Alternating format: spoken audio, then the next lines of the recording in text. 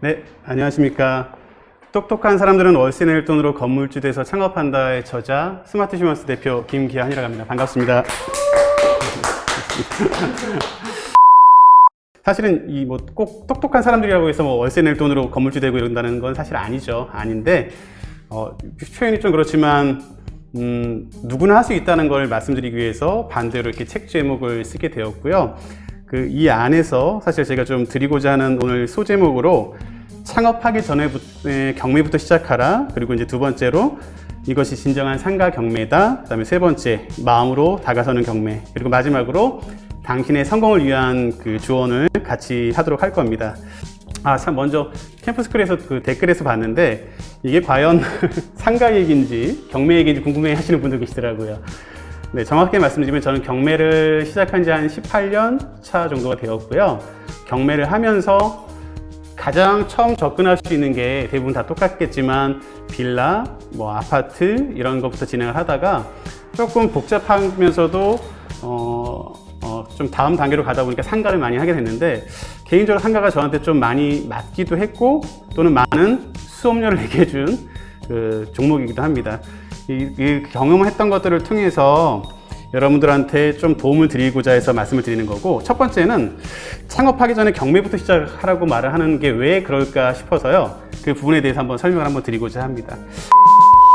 이것이 진정한 상가 경매다라고 해서 또 말씀드리도록 하겠습니다.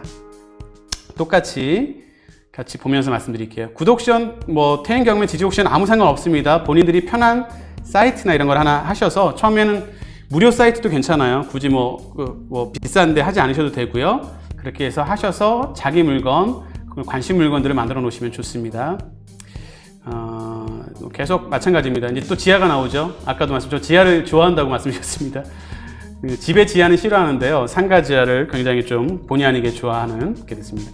감정가 7억 1,700만 원짜리가 나와서 떨어지고 해서 이렇게 된 내용이 나오네요. 3억 3,389만 원에 납찰 받았다가 미납이 됐네요. 그리고 다시 이렇게 됐네요. 그래서 여기서 낙찰 받은 3억 3,389만 7천 원이 누굴까요? 이 사람이 접니다. 제가 나갔습니다. 근데 미납을 했네요. 그럼 왜 미납을 했을까요? 이제 그 스토리를 한번 말씀드리도록 하겠습니다. 해당 건물입니다. 해당 건물 사진을 한번 보시면서 설명을 드릴게요.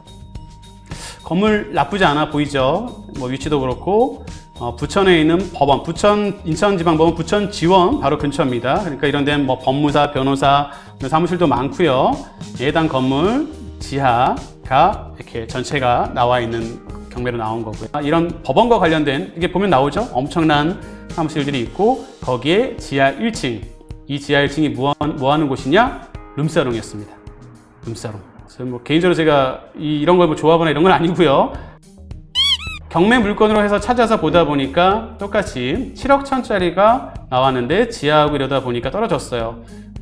가장 중요하게 봐는 권리 분석이었는데 권리 분석상 문제가 없었고요. 제일 중요한 그 다음에 뭐죠? 월세가 2,500에 250이라고 되어 있어요. 사실 제가 생각하는 것보다는 작게 표시가 되어 있었습니다. 이 정도 평수가 123평이나 되는데 250? 좀 더 높게라고 생각을 할 수 있을 것 같은데 그냥 맞다고 치자라고 했을 때도 250은 될 거라고 봤어요. 그리고 여기가 지하 1층과 2층을 다 쓰는 그 주변에선 가장 큰 말 그대로 어깨 형님들이 운영하시는 곳이었어요. 그 부동산에서 얘기를 해요. 그 건물 경매 나왔어요? 아유, 와서요. 주변에서 최고로 장사 잘 되는 거고 아가씨들만 100명이 관리인까지 160명이 넘고 문제는 사람이 여기 이 최고의 어깨 형님. 그냥 무슨 뜻인지 아시죠? 그냥 우리가 좋게 표현합니다. 어깨 형님. 최고의 분이 하시는 거예요. 아무도 못 건드려요. 이러는 거예요. 근데 사실 제가 좀 이상해요. 생각보다 보기가 좀 다르게 좀 저지르는 편인데, 도전하는 편인데요. 친구가. 야, 이거 우리 낙찰 받으면 야산으로 끌려가는 거 아니냐? 근데 이게 농담처럼 말하는데, 담배 피우면서 얘기하는데 이게 농담 같지 않게 느껴지기도 했습니다. 근데 제 생각이 되게 단순했어요. 정말 그래야 되나? 상권도 좋고, 최고 물건이고, 장사도 잘 된다는데, 그냥 그 외적인 변수를 내가 포기해야 되나? 근데 제가 아까 말씀드렸지만 저는 제일 무대뽀였어요. 정작 무대뽀다 보니까 한번 진행해보자 라고 해서 다시 하게 됩니다. 그래서 간단했어요. 제 생각은 250만 원만 월세 받으면 된다. 그래서 역산해서 제가 낙찰가를 3억 3,389만 7천원 쓰는 겁니다. 아까 역산이라는 거를 이게 잠깐 쉬는 시간 동안 말씀드렸는데, 어차피 월세나 보증금이 정해지면 그거에 따라 매매가가 정해지게 되는 게 당연한 이치고요. 감정가 이런 것도 중요하지만 월세를 얼마 받느냐가 가장 중요해요. 그래서 250만 원, 아까 환산보증금이라고 말씀드렸지만 보통 곱하기 100 하면 2억 5천에 한 2억 7,500짜리의 세입자가 있다고 생각하시면 됩니다. 쉽게 이해하시려면. 근데 내가 낙찰 금액은 3억 3천이다. 아까처럼 얘기 한번 해보겠습니다. 감정가의 60% 대출이 나오거나 낙찰가의 8, 90% 중에 작은 거라고 했어요. 우리 쉽게 계산하겠습니다. 7억에 60%면 7, 6에 42, 4억 2천까지 대출이 나올 수 있죠? 그러니까 3억 3천에 받는다고 해서 90%가 대출이 나온다, 안 나온다? 나옵니다. 4억 2천보다 작으니까, 60%보다 작으니까 3억 3천에 대출 90%가 나와요. 그러면 사실상 10%면 3,300에 등기비만 들어가면 내 건물 될 수 있다. 그럼 10%랑 등기비만 있으면 내 건물이 되네? 근데 또 어떻게 된대? 2,500만 원 보증금 돌려받을 수 있대. 입찰금과 보증금 들어가고 다시 돌려받으면 내 돈은 이것도 실투자금이 그렇게 많지 않겠네? 판단할 수 있죠. 근데 월세가 250이야. 그러면 3억을 대출받았다고 치겠습니다. 쉽게 계산하기 위해서 4%, 3, 42, 1200, 한 달에 100만 원 이자가 나가네? 100만 원 이자 나가고 월세 250 들으면 한 달에 얼마가 남는다? 150이 남는다. 괜찮잖아요. 그냥 단순하게 생각하는 거예요. 150만 받으면 되지. 근데 문제는 이제 여기 운영하는 사람들이 만만치 않더라. 입찰을 감행합니다. 위아래에서 1억이 500이고 임차가 되고 주인만 되면 되지.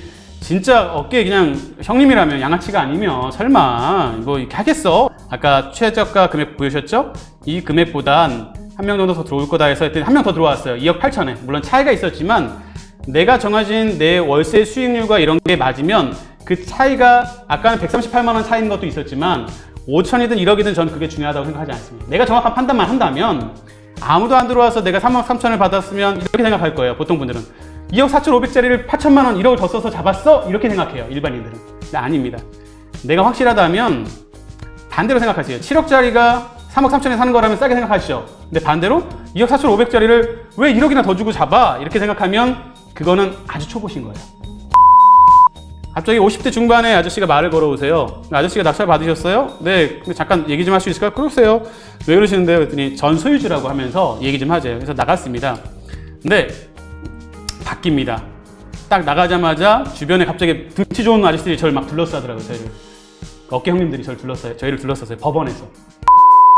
알고 보니까 이분들은 낙찰 받으려고 했던 분이 전 소유자고, 그리고 현 임차인, 그 어깨 형님이랑 친한 사이였어가지고, 그 전 소유자는 부동산 전문가고 임차인은 지역의 이제 형님이다 보니까 같이 채권이 있는 상태에서 본인이 본인 거 물건 다시 낙찰 못 받죠. 그러니까 다른 그 세입자분이 같이 해서 투자해서 받자라고 그분 명의를 받으려고 했던 거예요. 근데 갑자기 웬 이상한 놈이 나타나서 낙찰 받아버린 겁니다. 생뚱맞게.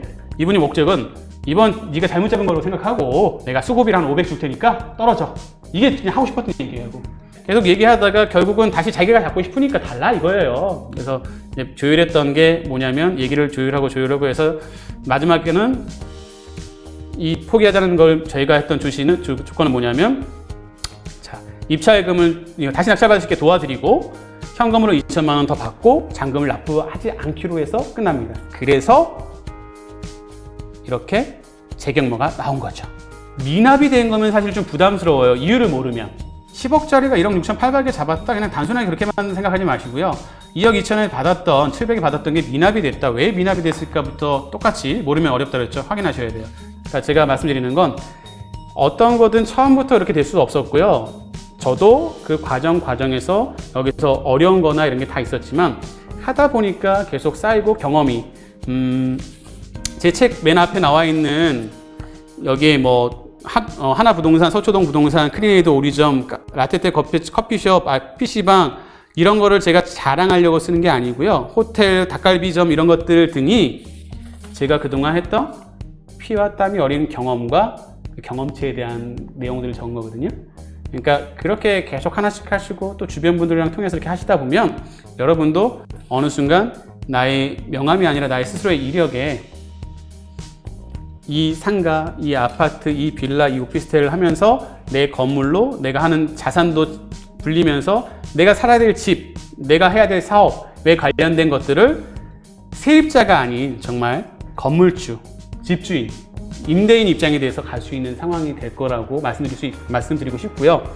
그래서라도 무조건 진짜 처음 시작하실 때 뭔가를 할 때 창업을 하시는 분들은 무조건 창업하기 전에 분양받으시기 전에 차라리 경매부터 하시라고 꼭 말씀드리고 싶고, 집도 마찬가지로 이렇게 찾아보다 보면 사실 10% 20% 싼 게 작은 게 아니잖아요. 1억짜리 집도 10%면 1,000만 원입니다. 1,000만 원 벌기도 힘들어요. 1,000만 원 벌어서 모은다는 게 사실 일반 직장 적금해서 모으기가 어려운 거 다들 아시고 공감하실 거라면, 이렇게 해서 차근차근 쌓아가시다가 어느 순간 나의 자산이 지나보면 생각외로 부러져 있을 거예요. 250만 원 월급 받아서 50만 원 적금해가지고는 평생 집 못 사는 건 너무나 잘 아시죠? 많이 겪어보셨지 않습니까? 집값. 네, 물론 흐름이 있을 거라고 저는 생각하고요.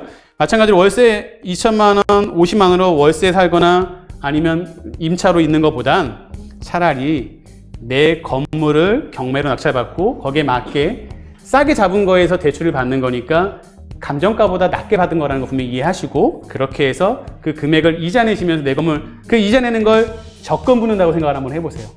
내가 이자 50만 원이 나간다. 여태껏 50만 원을 적금을 했었는데 생각을 바꾸자. 50만 원을 이자로 내가 경매로 낙찰받아서 그 이자 내서 내 건물의 가치를 늘려가자. 2년, 3년 있다가 만약에 아파트나 빌라라면 비과세가 되겠죠? 그런 거 활용하시는 것도 방법이 되겠죠. 그러면 그 나가는 돈이 날아가는 돈이 아니란 말이에요. 그래서 얼마든지 빌라든 아파트든 상가든 다 가능. 물론 오피스텔도 해봤고 땅도 해봤는데 뭐 그런 얘기는 지금 드릴 얘기가 아니고 그렇게 가능합니다. 제가 마지막으로 이걸 말씀해서 한 번만 더 강조하겠습니다. 정말로 물건, 경매, 금매 다 좋아요. 그러니까 시세를 정확하게 파악하면 경매가 아니라 금매도 괜찮습니다. 또는 공매도 괜찮습니다. 또 신탁이라는 것도 있어요. 처분 신탁 공매라는 것도 있는데 다 좋아요. 계속 공부하실 수 있게 하셔서 만들어 가시면 여러분도 언젠가는 여기 앞에 있는 이 사람처럼 또는 더 좋은 모습으로 해서 책이 아니어도 내 자산과 내 주변의 사람의 자산과 나의 그 가족들과 함께 저는 그 첫 목표가 그랬습니다. 20대 30대 후반에 40대 초반까지 고생 좀 하자. 그래서 이렇게 여러 가지를 했었고요. 그 말이 시가 됐고요. 대신 그가 지나면 조금 여유 있게 나누고 드리면서 살고자 하는 마음 갖고 그렇게 하려고 합니다. 여러분도 그렇게 하면서 다 똑같잖아요. 언젠가 은퇴해서 한 40대 50대 되면 그 월세 나오는 거 따박따박 받으면서 건물주 돼서 그죠? 여행 다니고 이러고 싶으신 마음 맞으시죠?